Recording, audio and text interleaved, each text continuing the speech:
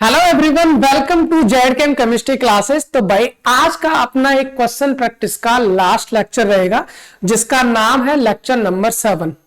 Sir इससे पहले 6 lecture हो चुके हैं। हमने जाना था कि सर हर एक लेक्चर में हम 10 क्वेश्चन पर डे करने वाले हैं और 10-10 क्वेश्चन हम करते आ रहे हैं और 6 लेक्चर हमारे हो चुके हैं, मतलब 60 लेक्चर हमारे हो चुके हैं बीएससी फर्स्ट सेमेस्टर की क्वेश्चन प्रैक्टिस में। आज के लेक्चर में हम 10 नहीं सर, आज लास्ट लेक्चर है तो थोड़े ज्यादा मतलब 15 क्वेश्चन करने वाले हैं। और मैं आपको बता दूं इस वक्त जो हम कर रहे हैं बीएससी फर्स्ट सेमेस्टर 2023-24 में जो पेपर था उसके एमसीक्यूज क्वेश्चंस का उसको हम सॉल्व कर रहे हैं। सर इससे पहले 2022-23 या 2021-22 इन दोनों ईयर के क्वेश्चन पेपर हम कर चुके हैं। सर उनका भी कर लिए, इसका भी कर लिए, मतलब पिछले 3 साल के क्वेश्चन पेपर को हम सॉल्व कर चुके हैं इस लेक्चर को समेत। तो भाई अभी क्या करना है, हमें ये करना है सर इस वाले जो पेपर था हमारा 2023-24 वाला, इसका हमने कितने क्वेश्चंस कर चुके हैं? हम 60 क्वेश्चन सर कर चुके हैं। अभी हम क्वेश्चन नंबर 61 से लेकर ओवरऑल क्वेश्चन नंबर 75 तक के सारे क्वेश्चंस को करने वाले हैं। चलिए फिर टाइम वेस्ट करते नहीं, उनको स्टार्ट करते हैं ना। मैं आपको बता दूं भाई, ये जितने भी लेक्चर्स हम कर रहे हैं इनके हम क्लासेस भी कर चुके हैं अपने चैनल पर, है ना। तो उसमें आपको अगर मैं आपको नहीं पता तो मैं आपको बता दूं, ये हमारी 8 यूनिट है जिनसे रिलेटेड सारे के सारे क्वेश्चंस हम कर रहे हैं। भाई पहला molecular polarity and weak chemical forces है, यहां से है। बहुत सारे क्वेश्चन हमें मिले, अभी और भी आगे मिलेंगे 15 क्वेश्चंस में, है ना। बाकी सिंपल बॉन्डिंग थ्योरी है, यहाँ पर वीबीटी है, एमओटी है, हाइब्रिडाइजेशन है, ऑर्बिटल्स है ना, उनसे रिलेटेड यहाँ पर है। फिर उसके बाद में क्या था हमारा पीरियड ट्रेस था एस और पी में केवल, जैसे कि हमारे क्या था हमारा आयनिक रेडियस हो गई, आयनेशन एनर्जी हो गई, आयनेशन और हम बोल सकते हैं इलेक्ट्रॉन एफिनिटी हो गई या स्लेटर रूल हो गया, इफेक्टिव न्यूक्लियर चार्ज हो गया। वो सब सर हमने इस वाली यूनिट में पढ़ा था और ये सब हम पढ़ चुके हैं, ये सारी यूनिट हम पढ़ चुके हैं। Absolution of basics of organic chemistry पूरा कर चुके हैं सर। इसमें बहुत सारे इफेक्ट्स थे, चाहे तुम मीजोमेरिक इफेक्ट की बात करो या एरोमेटिक इफेक्ट की बात करो, इंडक्टिव इफेक्ट की बात करो, हाइपर कॉन्जुगेशन की बात करो, रेजोनेंस की बात करो, सब कुछ सर हम यहां पर पढ़ चुके हैं। मैकेनिज्म ऑफ ऑर्गेनिक रिएक्शंस में जितनी भी रिएक्शंस है सर, रिएजेंट के टाइप्स कौन कौन से होते हैं, इलेक्ट्रोफाइल क्या होता है, न्यूक्लियोफाइल क्या होता है, होमोलिटिक बॉन्ड फ्यूजन क्या होता है, हेटेरोलिटिक बॉन्ड फ्यूजन क्या होता है, बहुत सारे टाइप की रिएक्शंस पढ़ी थी, चाहे वो एडिशन रिएक्शन हो, सब्स्टिट्यूशन रिएक्शन हो, एलिमिनेशन रिएक्शन हो या फिर आपकी रीअरेंजमेंट रिएक्शन हो या मॉलिक्यूलर रिएक्शंस हो, वो सब कुछ सर हम यहां पर पढ़ चुके थे। अच्छा स्टीरियो केमिस्ट्री हम नहीं किए थे अभी, हम क्योंकि टाइम इतना था नहीं, क्वेश्चन प्रैक्टिस करनी थी, इसलिए अभी तक हमने स्टीरियो केमिस्ट्री नहीं की है। लेकिन अभी हम जल्दी करने वाले हैं। लेकिन अभी जो क्वेश्चंस हमारे इसमें आ रहे हैं स्टीरियो केमिस्ट्री से रिलेटेड, उनका कंसेप्ट मैंने साथ के साथ लेक्चर में बताता गया हूं। जब हम क्वेश्चन कर रहे थे हमने सोचा सर इन वाली यूनिट से आया तो हमने साथ के साथ उनका कंसेप्ट पढ़ा था। अगर आपने नहीं देखा तो जाकर देख लीजिए। आगे हम बात करें अभी बेसिक कंप्यूटर सिस्टम। इसमें कंप्यूटर सिस्टम देखो, पहले जो 2 साल के पेपर्स कराए थे वहां पर मैंने बहुत सारी पीपीटी वहां पर लगा दी थी, बहुत सारे एक्सप्लेनेशन के लिए कि आपको वहां पर कोई प्रॉब्लम ना हो, है ना। तो वहां पर उससे इतना ही काफी है स्टाफ के क्वेश्चन पेपर को सॉल्व करने के लिए। बाकी आज के लेक्चर में बहुत सारे क्वेश्चन मिलने वाले हैं यहां से, तो उनको भी हम देख लेंगे कैसे कैसे क्वेश्चन आते हैं और उनका सॉल्यूशन हम कैसे करने वाले हैं। इसके बाद mathematical concept for chemistry, sir इसकी भी प्लेलिस्ट हमारी चल रही है, बहुत सारे लेक्चर्स वहां पहुंच चुके हैं, डाल चुके हैं, तो वहां से देखिए और एंजॉय करिए। मैथमेटिक्स भी हम यहाँ पर सीख चुके हैं। अब इन्हीं से रिलेटेड हमें क्वेश्चंस करने भाई, तो चलिए फिर एक काम करते हैं, अपने क्वेश्चंस को स्टार्ट करते हैं। क्वेश्चन नंबर 61 पर आ जाइए। वाह, आज का पहला क्वेश्चन और हमारे सिलेबस की पहली यूनिट से आई थिंक मुझे लग रहा है कि हमने पहला दूसरा ही टॉपिक होगा जो पहली यूनिट में हमने स्टार्ट किया था, जिसका नाम था हाइड्रोजन बॉन्डिंग। जिसका नाम क्या था भाई? हाइड्रोजन बॉन्डिंग नाम था। उसी से क्वेश्चन आ गया सर। क्या क्वेश्चन है? आपसे पूछा गया है कि hydrogen bonding is strongest in, किसमें सबसे स्ट्रॉन्ग हाइड्रोजन बॉन्ड होंगी, ये पूछा है आपसे। क्या पूछा भाई? स्ट्रॉन्गेस्ट हाइड्रोजन बॉन्डिंग किसमें होने वाली है ये बताना है आपको। यानी कि आपको सल्फर हाइड्रोजन में या हाइड्रोजन ऑक्सीजन में या हाइड्रोजन फ्लोरीन में या हाइड्रोजन ऑक्सीजन में। सर इधर आ जाइए, इधर आ जाइए, यहां पर हम थोड़ा सा इसके बारे में जानते हैं, उसके बाद क्वेश्चन सॉल्व करेंगे। भाई जहां पर भी हमने हाइड्रोजन बॉन्डिंग का नाम सुना था ना, हाइड्रोजन बॉन्डिंग का नाम सुनते ही हमारे माइंड में सबसे पहले जो आता है वो आता है सर फोन। क्या आता है? फोन। फोन फॉन क्या होता है सर? फॉन मतलब फ्लोरीन, ऑक्सीजन और नाइट्रोजन। कहने का मतलब ये है जो हमारे पास हाइड्रोजन होता है ना, जो हमारे पास हाइड्रोजन होता है सर, वो हाइड्रोजन बॉन्ड हर किसी के साथ थोड़ी बनाता है, हर किसी के साथ थोड़ी बनाता है सर। फिर किसके साथ बनाता है? या तो वो फ्लोरीन हाइड्रोजन के बीच में बनाएगा हाइड्रोजन बॉन्ड, या फिर ऑक्सीजन हाइड्रोजन के बीच में बनाएगा, या फिर नाइट्रोजन हाइड्रोजन के बीच में बनाएगा।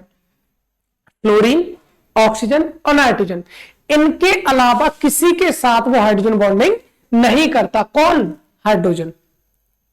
तो पहली बात तो ये समझ में आई सर, फ्लोरीन हो सकता है, ऑक्सीजन हो सकता है, नाइट्रोजन हो सकता है। दूसरी बात ये सर किसमें स्ट्रांग होगा, तो मैं आपको बता दूं और हम बता चुके हैं पहले भी क्या बता चुके हैं सर? सबसे स्ट्रॉन्गेस्ट हाइड्रोजन बॉन्ड होगा फ्लोरीन और हाइड्रोजन के बीच, उसके बाद ऑक्सीजन और हाइड्रोजन के बीच, उसके बाद नाइट्रोजन और हाइड्रोजन के बीच। सर ऐसा क्यों होता है? सर ऐसा इसलिए होता है क्योंकि फ्लोरीन की इलेक्ट्रॉन नेगेटिविटी ज्यादा होती है, ज्यादा होने की वजह से, इस पर चार्ज ज्यादा होने की वजह से इनके बीच हाइड्रोजन बॉन्डिंग भी स्ट्रांग होती है। तो सर पहली बात समझ में आ गई, FON के साथ तो हमारी हाइड्रोजन बॉन्डिंग होगी। दूसरी बात सबसे स्ट्रॉन्गेस्ट होगी हमारी फ्लोरीन और हाइड्रोजन के बीच में। तो पहले एक काम करते हैं, हम अपने आंसर्स को रीचेक करते हैं, अपने आंसर्स को हम चेक करते हैं कि कौन सा हमारा सही हो सकता है, कौन सा सही नहीं होगा। उसने पूछा भाई हमसे हाइड्रोजन बॉन्डिंग स्ट्रॉन्ग किसमें होगी।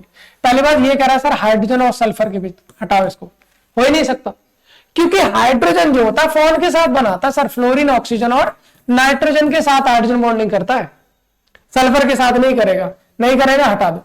सर यहाँ हाइड्रोजन ऑक्सीजन के साथ हो रहा, हो सकती है हाइड्रोजन ऑक्सीजन के साथ, हाइड्रोजन फ्लोरीन के साथ। आप क्या करेंगे सर? हम पता है अभी तो फ्लोरीन ऑक्सीजन और नाइट्रोजन सबसे ज्यादा स्ट्रॉन्ग किसमें बनता है? फ्लोरीन के साथ। तो फ्लोरीन के साथ मतलब ऑप्शन सी, ऑप्शन सी जो होगा वो हमारा करेक्ट ऑप्शन हो जाना है। सिंपल था सर, इसमें बस इतना ही जाना था। पॉन खत्म, कंसेप्ट ही खत्म, टॉपिक भी खत्म। आगे आ जाइए, अगला क्वेश्चन क्या भाई? अगला क्वेश्चन है dipole moment of which compound is minimum. आपसे पूछा है ये चार कंपाउंड आपको दे रखे हैं, इन चार में से डायपोल मोमेंट किसका कम होगा, किसका कम होगा? चलिए इसको भी समझ लेते हैं भाई, एक बार इसको भी समझ लेते हैं डायपोल मोमेंट को। डायपोल मोमेंट किसका कम होगा भाई? चार कंपाउंड आपको दे रखे हैं, चारों में आपकी इस तरह से रिंग मिलेगी, चारों में आपको इस तरह से रिंग मिलने वाली है। तो एक काम करते हैं हम भी चार बना लेते हैं इस तरह से, फिर हम देख लेंगे चारों कौन कौन से कंपाउंड है। चलिए भैया, पहला है ऑर्थो पे 2 Cl इस तरह से लगे हैं, 1 2, यहां 1,4 डाइक्लोरोबेंजीन है, 1,4 डाइक्लोरोबेंजीन है। उसके बाद 1,2 डाइब्रोमोबेंजीन है, 1,2 डाइब्रोमोबेंजीन है। इसके बाद फिर क्या भाई 1,3 डाइक्लोरोबेंजीन है, 1,3 डाइक्लोरोबेंजीन है। चार ऑप्शंस दिए। पूछा क्या सर? पूछा है आपसे डायपोल मोमेंट।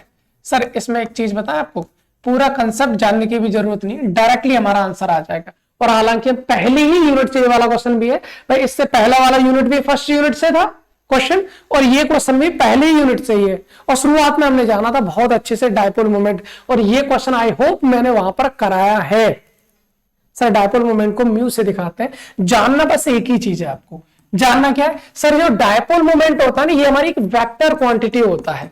क्या होता है? वेक्टर क्वांटिटी होता है। ये वेक्टर होता है, ये मान लीजिए वेक्टर क्वांटिटी इसके पास होती है। और वेक्टर क्या है भाई? डायपोल मोमेंट जो होता है वो लो इलेक्ट्रोनेगेटिव एटम से जाता है हाई इलेक्ट्रोनेगेटिव एटम की ओर, हाई इलेक्ट्रोनेगेटिव एटम की ओर। सर एक चीज देखो, कार्बन और हेलोजेंस में इलेक्ट्रोनेगेटिविटी हेलोजन की ज्यादा होती है। इस रिंग को अगर देखें तो भाई इसका डायपोल मोमेंट एक तो इस क्लोरीन की तरफ जाएगा, बिल्कुल सही बात है, दूसरा इस क्लोरीन की तरफ जाएगा, यही तो हो जाएगा, बिल्कुल सही बात है। यहां देखो भाई, इसका डायपोल मोमेंट एक इस साइड जाएगा तो दूसरा हमारा इस साइड जाएगा, ठीक है सर। इसमें देखो, इसमें डायपोल मोमेंट एक ऊपर की साइड है तो दूसरा इस तरह से बिल्कुल क्लोरीन की तरफ, पहले वाले की तरफ है। इसी तरह से इसमें अगर देखेंगे तो एक क्लोरीन की साइड ऐसे और दूसरा इस साइड ऐसे। आपसे पूछा है किस में डायपोल मोमेंट कम होगा, मिनिमम किस में होगा? भाई अगर मैं देखूं ना तो नॉर्मल बंदा कह सकता है भाई यहां का जो डायपोल मोमेंट है वो 0 होगा, यहां पर डायपोल मोमेंट 0 कभी नहीं हो सकता, यहां पर डायपोल मोमेंट 0 कभी नहीं हो सकता, यहां पर डायपोल मोमेंट 0 कभी नहीं हो सकता। कितना होता हमें नहीं पता, लेकिन कुछ ना कुछ होगा।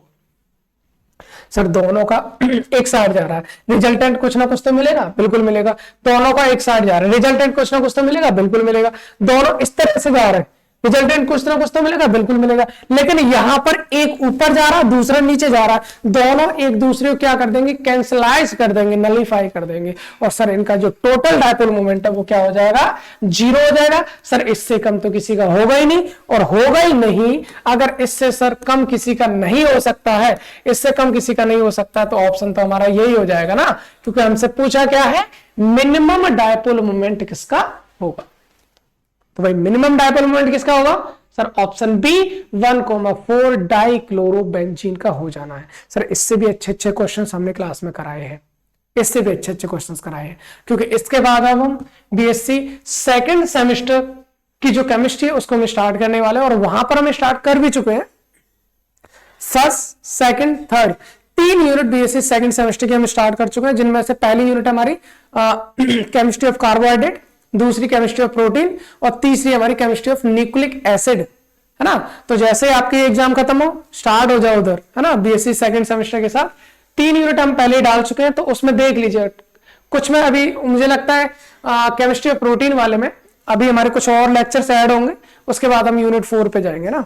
तो 3 यूनिट वहां पर है, तो 8 यूनिट ओवरऑल होती है, तो वहां पर एंजॉय करिए, स्टार्ट करिए भाई, है ना। चलिए फिर आगे क्वेश्चन करते हैं। क्वेश्चन नंबर 63, क्वेश्चन नंबर 63 पे आ जाइए भी। क्या क्वेश्चन है sir, which one of the following compound is least stable, इनमें से सबसे कम स्टेबल कंपाउंड कौन सा है ये बताना है। सर एक काम करता अगर आप देखते हो ना नॉर्मली, तो आपको ये वाले क्वेश्चन का आंसर आसानी से मिल जाएगा अगर आपने पढ़ रखा है तो चैनल से। सर ये 4 कंपाउंड कौन कौन से, पहला तो ये आपको दे रखा है कुछ इस तरह से, ठीक है। दूसरा बताइए सर, दूसरा कुछ इस तरह से है, दूसरा कुछ इस तरह से, इसको हम भाई थायोफीन कहता है। क्या कहेंगे, थायोफीन। ये बेंजीन है, ये थायोफीन हो गया। फिर आपका प्रिमिडीन है, कुछ इस तरह से रिंग है, या नाइट्रोजन होगा, ये हमारा पैमिडीन हो गया। लास्ट में साइक्लोब्यूटाडाइन, ये हमारा हो जाना है। सर इसमें से आपसे पूछा जाता है बताइए इनमें से कम स्टेबल कौन सा है।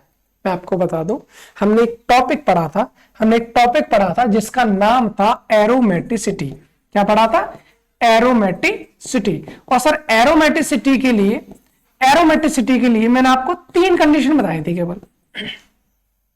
पहली, कंपाउंड साइक्लिक होना चाहिए, दूसरा कंपाउंड प्लेनर होना चाहिए, और प्लेनर होने के लिए उस पर sp या sp2 हाइब्रिडाइजेशन का होना जरूरी है, और तीसरा वो हकल्स रूल को फॉलो करना चाहिए,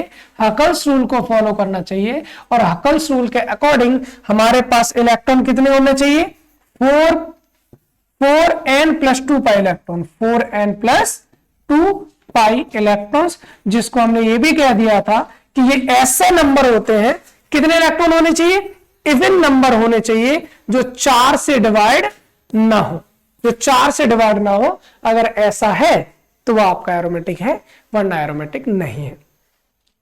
और जो एरोमेटिक होता है ना भैया, जो एरोमेटिक है वो बहुत स्टेबल होता है, और जो एरोमेटिक नहीं है वो लीस्ट स्टेबल हो जाएगा। जरा इधर आके देख लेते हैं भाई। जब हम पहुंचे बेंजीन के पास, पहली कंडीशन, सर ये साइक्लिक है। अच्छा इन तीनों की कंडीशन देख लेते हैं, तीनों जो कंडीशन है इनकी, इन तीनों कंडीशन को हम देख लेते हैं। इसकी भी तीनों देखेंगे, इसकी भी तीनों देखेंगे, इसकी भी तीनों देखेंगे, फिर हम फाइनली आंसर निकालेंगे क्या होता है। पहली चीज, क्या सर ये साइक्लिक है, ये साइक्लिक है, ये साइक्लिक है, ये साइक्लिक है, कोई समस्या ही नहीं, सारे साइक्लिक है। आगे आ जाओ। प्लेनर देखना है, प्लेनर के लिए हाइब्रिडेशन देखना है। सर डबल बॉन्ड होता है तो हाइब्रिडेशन क्या होता है, sp2 होता है, तो यहां पर sp2 हो जाना है सर, sp2 हो जाना है सर, sp2 हो जाना है सर, sp2 हाइब्रिडेशन होगा, क्योंकि हर एक कार्बन पर डबल बॉन्ड है, और डबल बॉन्ड है तो हाइब्रिडेशन क्या होता है, sp2 सर प्लेनर है, प्लेनर भी है सर। आगे वाला देखो, डबल बॉन्ड है sp2, डबल बॉन्ड है sp2, डबल बॉन्ड है sp2, डबल बॉन्ड है sp2। यहां पर डबल बॉन्ड नहीं है, लेकिन ये लोन पेयर है, ये कॉन्जुगेशन में जाकर ये लोन पेयर इधर जाएगा, बॉन्ड इधर जाएगा, बॉन्ड इधर जाएगा, डबल बॉन्ड आ सकता है ना, आ सकता है। तो अगर कोई लोन पेयर हमारा कॉन्जुगेशन में होता है या कोई नेगेटिव हमारा कॉन्जुगेशन में होता है तो उसका हाइब्रिडाइजेशन भी क्या हो जाता है हमारे पास sp2। सर ये भी प्लेनर है, ये भी प्लेनर है। आप देखोगे डबल बॉन्ड हर एक एटम पर है तो ये भी प्लेनर होगा, डबल बॉन्ड हर एटम पर है तो ये भी प्लेनर होगा। सर पहली दोनों कंडीशन सेटिस्फाइड है, पहली दोनों कंडीशन हमारी सेटिस्फाइड है। चारों अभी तक हमें लग रहा है सर कौन एरोमेटिक को हम कहेंगे चारों अभी तक पॉसिबिलिटी है। लास्ट वाली कंडीशन देखो, आंसर आ जाना है। लास्ट कंडीशन पे आता है सर, लास्ट कंडीशन पे आ जाते हैं। लास्ट कंडीशन क्या है? पाई इलेक्ट्रॉन्स देख रहे हैं ना, बिल्कुल पाई इलेक्ट्रॉन्स देख रहे हैं। सर इसमें कितने पाई बॉन्ड, कितने 1 2 3 पाई बॉन्ड है सर। एक पाई बॉन्ड में 2 पाई इलेक्ट्रॉन्स, तो 3 पाई बॉन्ड में हो जाएंगे 6 पाई इलेक्ट्रॉन। बिल्कुल सही बात है सर, 6 पाई इलेक्ट्रॉन्स हैं इसके पास, डन, कोई प्रॉब्लम नहीं। यहां पर आ जाओ सर कितने पाई में, आप कहेंगे सर 4 पाई इलेक्ट्रॉन हो गए क्योंकि 2 यहां से 2 यहां से। लेकिन एक चीज याद रखनी है, अगर लोन पेयर कॉन्जुगेशन में पार्टिसिपेट करता है तो वो भी पाई इलेक्ट्रॉन्स की तरह काउंट होता है। ये पढ़ाया था हमने, जाना था। अगर मान लीजिए सर इसके पास तो 2 लोन पेयर है लेकिन पार्टिसिपेट तो केवल एक ही करेगा ना, एक करेगा तो एक को काउंट करेंगे, दूसरे को हटा दो। तो सर इसका डबल डबल और ये भी पाई इलेक्ट्रॉन्स की तरह काउंट करेंगे तो इसके पास भी 6 पाई इलेक्ट्रॉन्स हो जाने हैं। आगे पहुंचो सर, पाई पाई पाई, ये लोन पेयर पार्टिसिपेट करेंगे नहीं करेंगे क्योंकि ये तो बाहर है। अब इसमें जरूरत ही नहीं, कॉन्जुगेशन पार्टिसिपेट नहीं कर रहे। सर ये 6 है तो 6 पाई इलेक्ट्रॉन्स हो गए। इधर आ जाइए सर, एक डबल बॉन्ड इधर है, दूसरा डबल बॉन्ड इधर, यानी कि पाई कितने हो गए? 2 पाई बॉन्ड है तो 4 पाई इलेक्ट्रॉन्स हो गए, यानी 4 पाई इलेक्ट्रॉन्स यहां पर हो जाने हैं। अगर सर आपको देखना है एरोमेटिक साइक्लिक होना चाहिए, प्लेनर होना चाहिए, हकल्स रूल को फॉलो करना चाहिए, इसके अकॉर्डिंग ट्रिक हमारी ये है कि इलेक्ट्रॉन इवन होने चाहिए लेकिन 4 से डिवाइड नहीं होना चाहिए। क्या सर ये 4 से डिवाइड हो रहा है? नहीं हो रहा, एरोमेटिक है। क्या ये 4 से डिवाइड हो रहा है? नहीं हो रहा, एरोमेटिक है। क्या ये 4 से डिवाइड हो रहा है? नहीं हो रहा, एरोमेटिक है। क्या ये 4 से डिवाइड हो रहा है? हो रहा है, मतलब दिस इज नॉट एरोमेटिक और ये हमारा होता है एक्चुअल में एंटी एरोमेटिक। ये हो जाता है एंटी एरोमेटिक, जो कि हमारा क्या होता है? स्टेबल नहीं होता और ये होता हमारे पास अनस्टेबल। ये हमारे पास क्या होता है? अनस्टेबल। बाकी ये सारे एरोमेटिक है, स्टेबल हो जाएंगे। तो आपसे पूछा है लीस्ट स्टेबल कौन सा है, सबसे कम स्टेबल कौन सा है? तो भाई हम क्या कहेंगे भैया, सबसे कम स्टेबल कौन सा हो जाएगा? अपना ऑप्शन नंबर डी, अपना ऑप्शन नंबर जो डी है ये हो जाएगा लीस्ट स्टेबल। क्या हो जाएगा भाई? लीस्ट मतलब कम स्टेबल, ऑप्शन नंबर डी। क्योंकि तीनों क्या हो जाएंगे? ये तीनों हो जाएंगे हमारे एरोमेटिक। और एरोमेटिक तो भाई मैंने बताया था आपको पढ़ाते टाइम, सबका बाप होता है, चाहे कोई सा भी इफेक्ट हो। जहां एरोमेटिक आ गया मतलब स्टेबिलिटी उसकी उच्चतम हो गई। ठीक है, तो आई होप इतनी बात समझ में आ गई होगी। क्वेश्चन भी सिंपल था, कोई प्रॉब्लम थी नहीं। ओके चलिए भाई, अब आपके कंप्यूटर से रिलेटेड कुछ क्वेश्चन आ गए। पहला क्वेश्चन है आपका, the unit that performs the mathematical functions. बहुत अच्छा क्वेश्चन है भाई, बहुत अच्छा क्वेश्चन है। और ये क्वेश्चन मुझे लगता है पिछले वाला जो पेपर हमने सॉल्व किया था ना 2022-23 वाला, वहां पर भी ये वाला क्वेश्चन आया हुआ था। इसने पूछा हमसे मैथमेटिकल फंक्शंस हमारा कौन करता है भाई? कंप्यूटर का कौन सा पार्ट मैथमेटिकल कैलकुलेशन करता है? कैलकुलेटर का काम करता है। ALU, CPU, रैम, रोम, इनका नाम तो सुना होगा ना, फोन में भी हम रैम रोम देखते हैं, है ना। कंप्यूटर की बात करें CPU, इधर ALU होता है ना। इसकी फुल फॉर्म अगर मैं आपको बता दूं तो फिर भी समझ जाओगे। ALU का मतलब होता है arithmetic logic unit, arithmetic logic unit.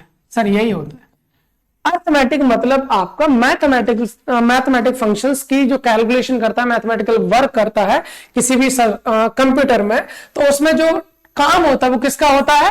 वो होता है हमारे पास ALU का, यानी कि अर्थमेटिक लॉजिक यूनिट का। तो पहला ही ऑप्शन है इसका। सिंपल सा क्वेश्चन था, ये चीजें आपको याद रखेंगे क्योंकि इसमें तो आपको याद ही रखना है कि कौन क्या करता है।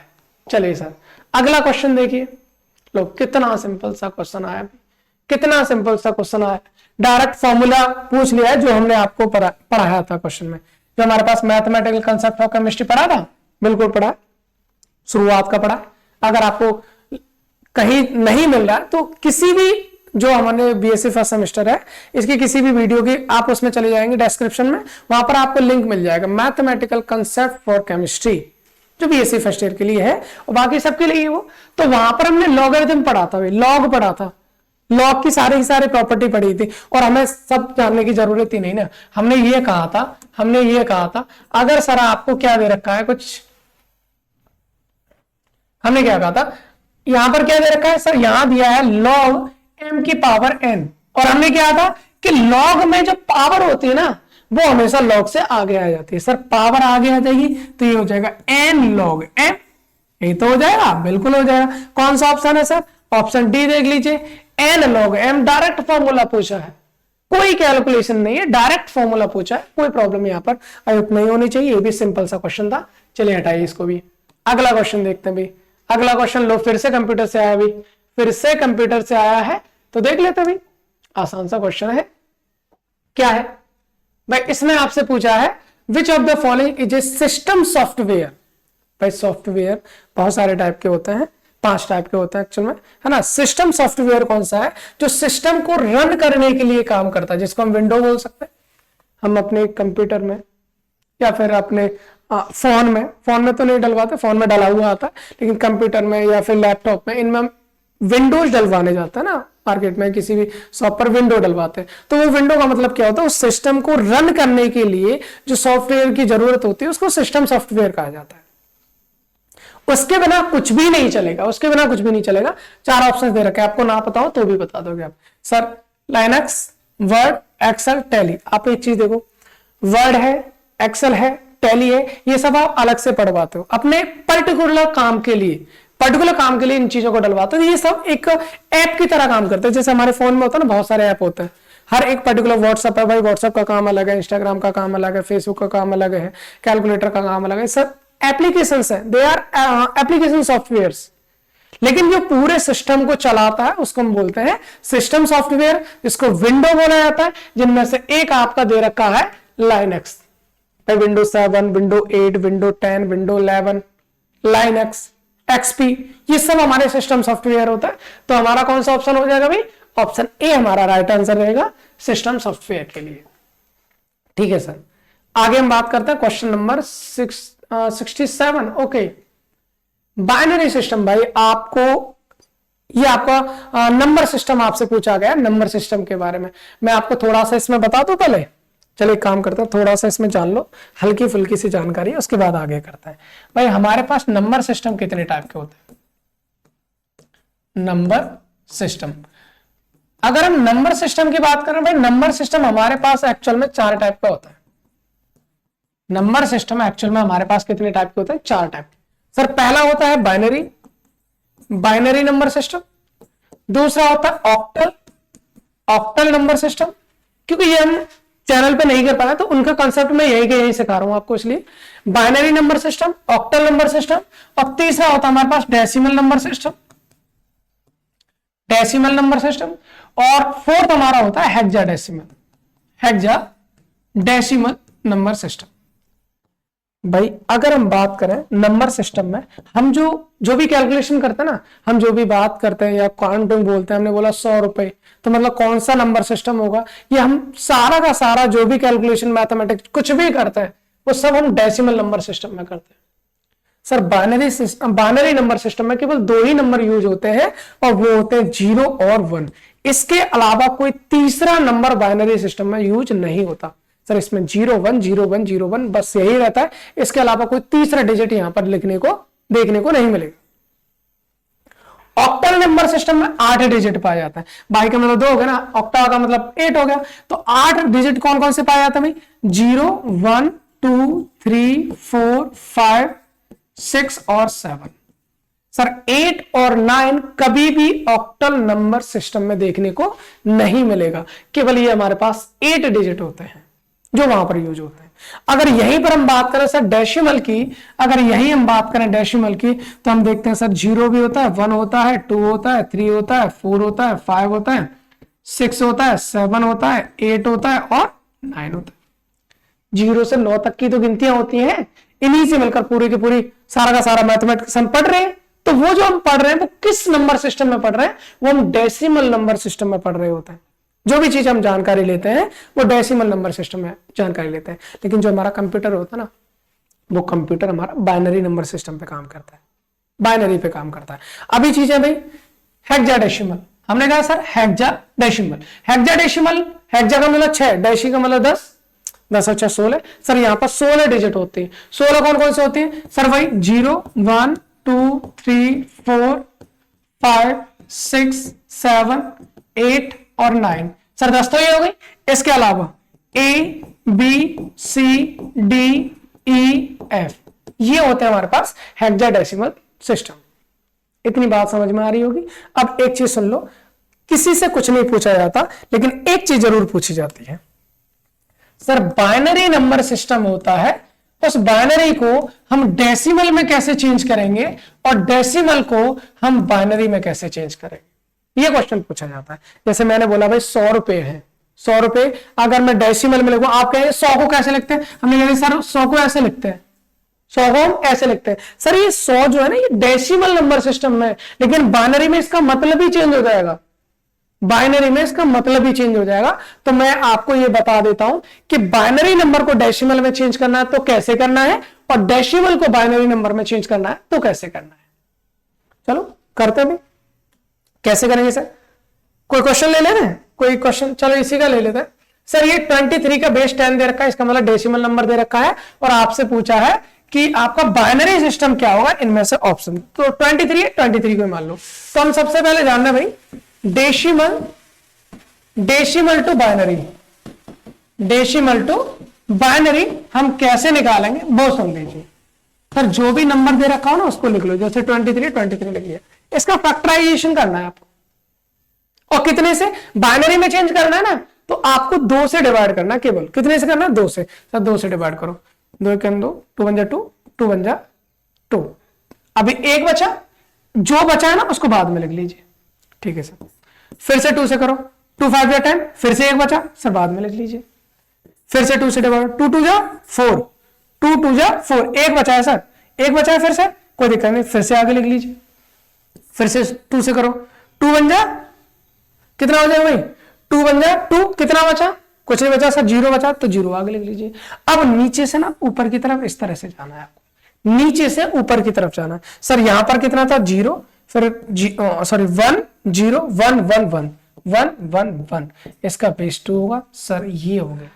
आप जो 23 लिखते हो ना, 23 23, ये डेसिमल नंबर में 23 है। अगर मैं इसको बाइनरी नंबर में लिखना चाहूंगा तो इस तरह से लिखेंगे 1 0 1 1 1। ये आपका बाइनरी नंबर हो गया 23 का, 1 0 1 1 1। अभी ऑप्शन देख लीजिए भाई, और कौन सा ऑप्शन रहेगा देख लीजिए भाई, यहां पर कौन सा ऑप्शन रहेगा। तो 1 0 1 1 1 1 0 मिसप्रिंटेड है, 5 डिजिट आने, मतलब ये भूल गए यहां पर, तो ये हो जाएगा भाई ऑप्शन बी यहां पर। वैसे 1 0 1 1 1, ये आपका बेस 2, ये हमारा बाइनरी नंबर हो जाएगा 23 का, मिसप्रिंट है, ठीक है। चलिए कोई बात नहीं, अगले क्वेश्चन पे आते हैं। क्वेश्चन नंबर हमारा है 68। अच्छा उससे पहले ये भी सीख लो सर कि डेसिमल से बाइनरी कैसे, चलो कोई क्वेश्चन आएगा फिर बताएंगे, आगे है वैसे क्वेश्चन है उसमें बताएंगे, फिलहाल इसको जान लो। The value of x cube d x is, sir आपको इंटीग्रेशन पूछा है, इंटीग्रेशन पूछा है। मैथमेटिक्स के बच्चे तो इजीली इसको कर लेंगे, लेकिन बायो वालों को थोड़ी सी समस्या होती है, उस समस्या का समाधान हम बता देते हैं। आपको क्वेश्चन पूछा है इंटीग्रेशन, लिमिट दे रखी है 1 से लेकर 2, एक्स क्यूब डीएक्स, इसकी वैल्यू कितनी होगी, यही तो पूछा है भाई। आपको बताएं, अगर आपको कोई भी इंटीग्रेशन दे रखा है, x की पावर n है, dx, इसका इंटीग्रेशन पूछा, तो फॉर्मूला क्या था? फॉर्मूला था सर हमारा x की power n plus 1 divide by n plus 1, यही होता है ना? बिल्कुल होता है सर। रख दीजिए, यहां पर हम बात करेंगे x की पावर, जितनी पावर होती है उसमें एक जोड़ दो, बट्टे उतने से डिवाइड कर दो। पावर कितनी है सर? 3 है, तो 3 प्लस 1 बट्टे 3 प्लस 1, यही तो हो जाए ना? बिल्कुल सर। यहां पर लिमिट दे रखी है तो लिमिट लिख लीजिए, लिमिट सर 1 से लेकर 2 तक दे रखी है, ठीक है। आगे करेंगे, ये हो जाएगा x की पावर 4 भाई, 3 प्लस 1 4 हो जाएगा, डिवाइड बाई 4, और लिमिट कितनी दे रखी है भाई? लिमिट दे रखी है 1 से लेकर 2। अब आपको लिमिट पुट करना है, लिमिट कैसे पुट करते हैं सर, अपर लिमिट में से हम अपर लिमिट में से माइनस कर देते हैं लोअर लिमिट को, upper limit minus lower limit, ऊपर वाली लिमिट में से नीचे वाली लिमिट को माइनस करते हैं। सर कैसे करेंगे, पहले x की जगह रखना है ऊपर वाली वैल्यू, बाद में x की जगह रखना है नीचे वाली वैल्यू। सर ऊपर वाली वैल्यू कौन सी है 2, तो हम करेंगे सर 2 की पावर 4 डिवाइड बाई 4, x की 2 रख दो तो 2 की पावर 4 डिवाइड बाई 4, फिर माइनस करेंगे, फिर नीचे वाली वैल्यू को रखेंगे x की जगह, तो क्या हो जाएगा 1 की पावर 4 डिवाइड बाई 4, यही तो हो जाना है बिल्कुल। सर इसको सॉल्व करेंगे, हम इसको सॉल्व करेंगे, 2 की पावर 4 कितना हो जाए, 2 की पावर 4 कैसे करेंगे भाई, 2 इंटू 2 इंटू 2 इंटू 2, ये तो हो जाए 2 2 जा 4, 4 2 जा 8, 8 2 जा 16, सर 16 हो गया, ये हो गया 16 डिवाइड बाई 4 माइनस 1 की पावर 4 कितना हो जाएगा 1 ही हो जाएगा, 1 डिवाइड बाई 4, तो आंसर कितना आ जाएगा सर, ये आंसर आ जाएगा आपका 15 डिवाइड बाई 4, मतलब 15 डिवाइड बाई 4 इसका राइट आंसर होगा। यहां पर देख लीजिए क्या ऐसा कोई ऑप्शन है, क्या ऐसा कोई ऑप्शन है, हम कहेंगे सर बिल्कुल है, ऑप्शन पहला ही मेरे को दिखाई दे रहा है, ऑप्शन ए हमारा जो है वो सही हो जाएगा 15 डिवाइड बाई 4। सिंपल सा क्वेश्चन था, है ना, बहुत तगड़ी मैथमेटिक्स हमसे पूछी नहीं है, आसान सा क्वेश्चन था, है ना। और अगर आपको इस टाइप की मैथमेटिक्स में दिक्कत होती है तो मैथमेटिकल कंसेप्ट जो हमने करा है वहां पर जाकर एक बार विजिट जरूर कर लें ताकि चीजें क्लियर हो जाए। आगे Which of the following is not a input device, फिर से ये कंप्यूटर का क्वेश्चन आ गया भाई, इनमें से कौन सी डिवाइस हमारी इनपुट नहीं है। पहले तो इसके बारे में थोड़ी सी चर्चा करते हैं, हल्की सी, ज्यादा नहीं, बहुत हल्की सी करेंगे, उसके बाद इसका आंसर करेंगे। कंप्यूटर में दो टाइप की डिवाइसेज होती है, एक इनपुट डिवाइस, दूसरी आउटपुट डिवाइस। इनपुट का मतलब हम अपने विचारों को, हम जो पूछना चाह रहे हैं, हम कंप्यूटर को कैसे बता रहे हैं, जिन जिन डिवाइस से उनको बताया जाता है कंप्यूटर को, उन्हें इनपुट डिवाइस कहा जाता है, और कंप्यूटर उनका रिजल्ट हमें जो दे रहा है उन्हें हम आउटपुट डिवाइस कहेंगे। जैसे मान लीजिए हमें कुछ लिखना है, हम कीबोर्ड की सहायता से लिखेंगे, तो कीबोर्ड अंदर हमारी इंफॉर्मेशन को लेके जा रहा है, बिल्कुल। माउस से हम करते हैं, माउस हमारी अंदर लेके जा रहा है, बिल्कुल लेके जा रहा है, ये इनपुट डिवाइसेस हो गई। बाहर जो भी आ रहा है, हमने जो भी टाइप किया स्क्रीन ने उसको दिखा दिया, यानी मॉनिटर ने उसको दिखा दिया, तो मॉनिटर सर आउटपुट डिवाइसेस हो गया।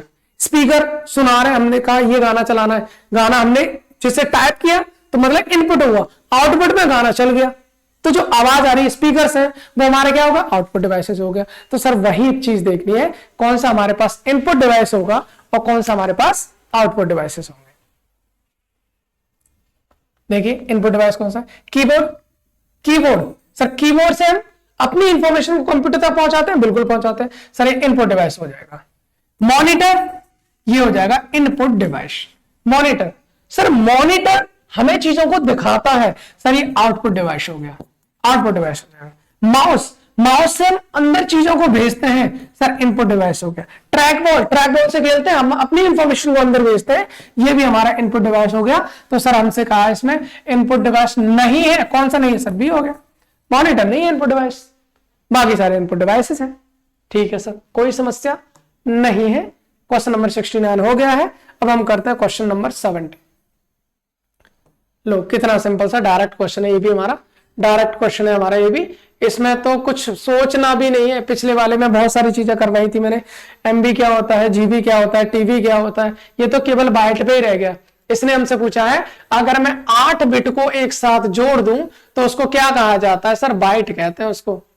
क्या कहते हैं, 8 बिट के कलेक्शन को बाइट कहा जाता है। सिंपल सा क्वेश्चन है, डायरेक्ट क्वेश्चन है, इसमें कोई दिक्कत नहीं है।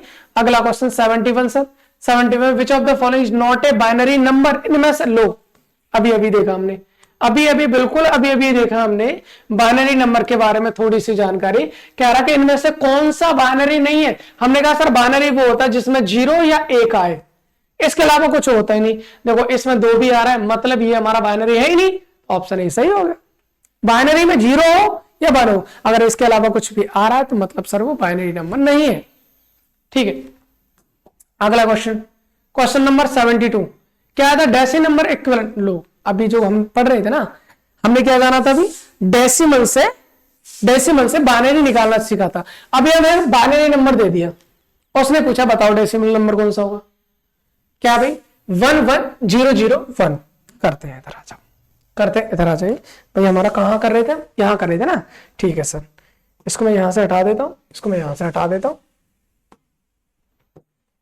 अभी तक हमने क्या किया था भाई, हमने किया था सर डेसिमल से बाइनरी। अब हम क्या करेंगे, बाइनरी से बाइनरी नंबर को डेसिमल नंबर में करने वाला है। बहुत सिंपल सी कहानी है। जैसे क्वेश्चन आपको दिया था, क्वेश्चन आपको दिया है 110001 11001 बाइनरी, इसको पूछा सर कितना हुआ।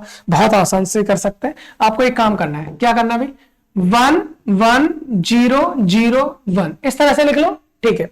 बाइनरी में चेंज करना है ना, तो 2 को तो हम लेंगे बिल्कुल।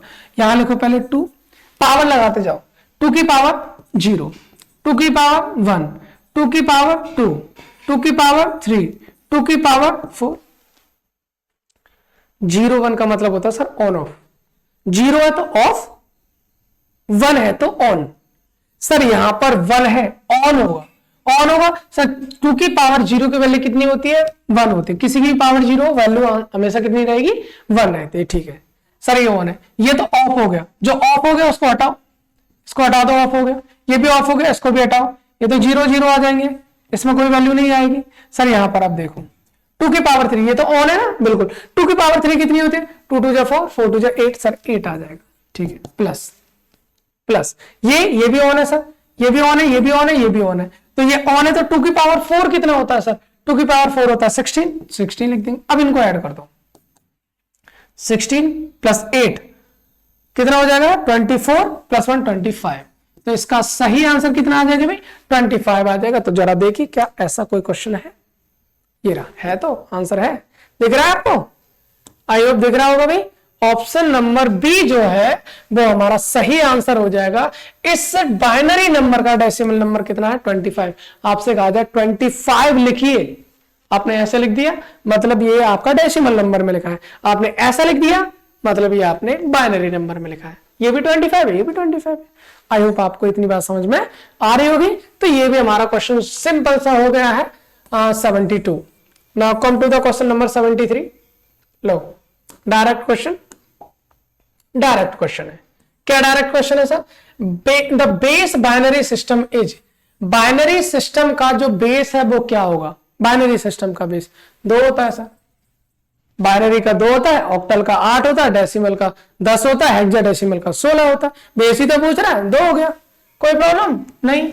आगे आइए भाई, ये कह रहा है, लो कितना सिंपल सा डायरेक्ट क्वेश्चन है। कंप्यूटर वाले तो ये मान लीजिए आपको आता है, डायरेक्ट लगाओ, नहीं तो खत्म, क्योंकि उसमें तो चीजें थोड़ी सी मेमोराइज करने वाली चीजें होती हैं। और देखो मेमोरी से क्वेश्चन पूछ लिया उसने, which of the following is not a type of computer memory, इनमें से कौन सा कंप्यूटर की मेमोरी नहीं है। भाई कंप्यूटर में जो भी मेमोरी का काम करता है, रैम है, रोम है, चैचे है, ये सब करते हैं। मतलब ये रैम मेमोरी है, रोम मेमोरी है, चैचे मेमोरी है, लेकिन सीपीयू मेमोरी काम थोड़ी करता है, इट्स नॉट ए मेमोरी। तो ऑप्शन हमारा हो जाएगा सी, ऑप्शन हो जाएगा हमारा सी। सर सीपीयू हमारा कंप्यूटर का मेमोरी नहीं होता है, ठीक है। Now come to the question number 75 और the last question of the day and the session. भाई ये हमारे सेशन का भी लास्ट क्वेश्चन है, चलो इसको भी देख लेते हैं। क्योंकि अब तक मैं आपको बताऊं 2021-22 वाले में आपके 100 क्वेश्चंस मैंने कराए, 2022-23 वाले में आपको 75 क्वेश्चंस थे, और 23-24 वाले में भी 75 क्वेश्चंस हो गए। तो भाई 175 क्वेश्चन पहले कर चुके हैं और 75 क्वेश्चन ये हो गए, आपके बहुत सारे क्वेश्चंस हो गए, आराम से क्वेश्चन पेपर हो जाएगा, एंजॉय करो भाई, है ना। चलिए इधर देखते हैं, which computer component store data even when the computer is turn off. जब हम कंप्यूटर को बंद कर देते हैं तो उस कंप्यूटर के डाटा को कौन स्टोर करता है भाई, कौन स्टोर करता है। तो इसको भी लो समझ लो भाई, सिंपल सी चीज है, ये भी सिंपल सी चीज है। रैम करेगा नहीं, कैचे नहीं, रोम नहीं, हार्ड डिस्क करता है। भाई आपने नाम सुना हो कंप्यूटर का, कभी भी कंप्यूटर पढ़ा हो या समझा हो, एसएसडी होता है, हार्ड डिस्क होता है ना। ये सब आपकी क्या करते हैं, जब कंप्यूटर आपका ऑफ होता है तो उसके सारे डाटा को स्टोर करने का काम करता है। चलिए भाई इतने जो क्वेश्चंस थे हमने टोटल यहां से कर चुके हैं, और हम यहां से टोटल जितने भी क्वेश्चंस थे बीएससी फर्स्ट सेम वो हम कर चुके हैं, जिनका नाम था PYQ, मतलब प्रीवियस ईयर क्वेश्चंस, है ना। तो भाई थैंक्स फॉर वॉचिंग। आप यहां तक मेरे साथ जुड़े, इतने सारे लेक्चर्स हमने किए, बीएससी फर्स्ट सेमेस्टर के बहुत सारे थ्योरी लेक्चर्स भी हमने किए हैं। आपने वहां देखे, बहुत अच्छी बात है। अगर नहीं देखे तो आप जाकर देख सकते हैं अगर आपके पास वक्त है तो, वरना आप क्वेश्चन प्रैक्टिस करिए, एग्जाम जाइए। और ऑल द बेस्ट सभी के लिए, एग्जाम बहुत अच्छे से देने हैं सभी को। और हाँ, अगले सेमेस्टर के लेक्चर्स स्टार्ट होने वाले हैं, अभी 1-2 दिन में हम कर देंगे। तो बाकी उसमें आपके सेकंड सेमेस्टर में अगर आप आने वाले तो फिर तो आपको ऑलरेडी वहां पर 3 यूनिट वहां पर डाल चुके हैं हम, तो उनको आप करें कवर। उसके आगे की यूनिट फिर आपको साथ के साथ मिलती चली जाएंगी। चलिए फिर मिलते हैं एक नए टॉपिक, नई यूनिट, एक नई सेशन के साथ। Thanks for watching.